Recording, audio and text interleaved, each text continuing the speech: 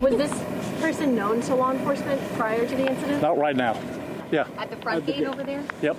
They're the north side. North side. Were they inside of the gate or no? He was just inside the inner perimeter, yes. We're learning new details about the man shot and killed at Mar-a-Lago overnight. Now we're going to turn to criminal defense attorney and Fox News contributor Donna Rotuno. Donna, a 21-year-old missing person doesn't necessarily sound like a mastermind assassin, but what is your read on this? Well, remember, Peter, first, thank you for having me. Remember, Luigi Mangione was also a missing person for a period of time. His family called him in as missing. They didn't know where he was for approximately, I think, it was about 6 weeks before the shooting. So although it wouldn't seem like the normal profile, can't count anyone out, especially given the circumstances. And sometimes people who are either having mentally ill, breakdowns or issues, move away, go away from their families. They are missing at some time, at some points. So, I think we can't say that it's rare given the fact that we just saw an awful shooting in New York about a year ago. So we'll see what happens with this situation. And limited details so far. They are coming in bit by bit. According to the sheriff, this man drove into a gate that was open while a vehicle was exiting. He had a gas can and a shotgun. He dropped the gas cans, then pointed the shotgun at officers. That is when they engaged. Does it sound like somebody with a plan maybe to shoot as many people as he could, try to get to the president, and then set the place on fire, set himself on fire? What do you think? Well, I mean, obviously, anytime you enter a location with a gun and gas, the thought that you want to use both is probably reasonable. I would think that the thought was, I'm going to either use the weapon on myself or others and then myself, and or set something on fire, right? What is the purpose of gas if you don't want to set something on fire? So either to try to get rid of evidence, try to get rid of humans. There was definitely nefarious intent for sure.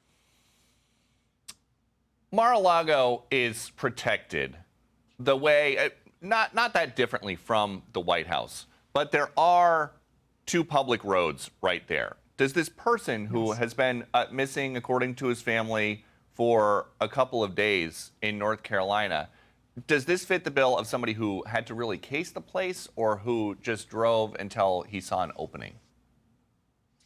Yeah, I think that's a good question. I think obviously he waited for an opening because otherwise he wasn't getting in. I can't imagine that it was that random. I'm sure we'll learn from security cameras as time goes on where the car came from, where he came from. I have friends who live in Palm Beach that are sending me photos of a vehicle now on Ocean Drive that's being surrounded by officers kind of as we speak. So I don't know if that car is somehow connected to him. Did he get out of a car, get in another car?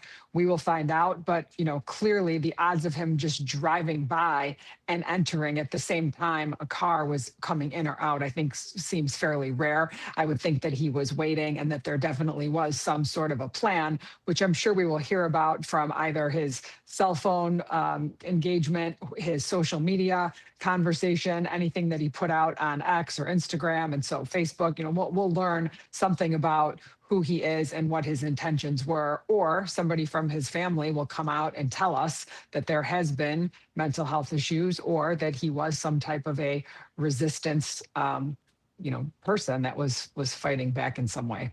And so far, so much of the focus has been on this person because he is dead. They found his car. They found an empty shotgun box in his car. Yet, the authorities still want doorbell footage from folks that live near Mar-a-Lago. Does that tell you that there is a concern maybe he didn't act alone?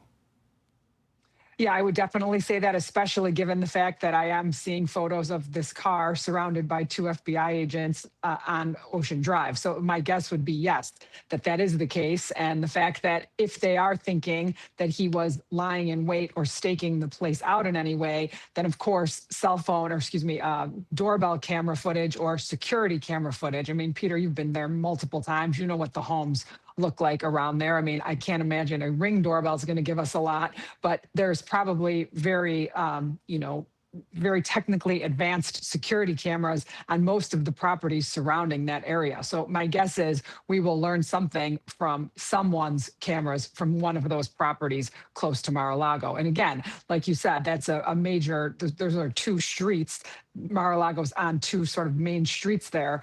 I'm sure they have cameras surrounding not only Mar-a-Lago, but the thoroughfares there as well. And we have a new statement here from Pam Bondi, the Attorney General. She says she has been speaking with President Trump and coordinating with our federal partners throughout the morning regarding the intrusion and shooting at Mar-a-Lago. Grateful that POTUS and our law enforcement agents are safe.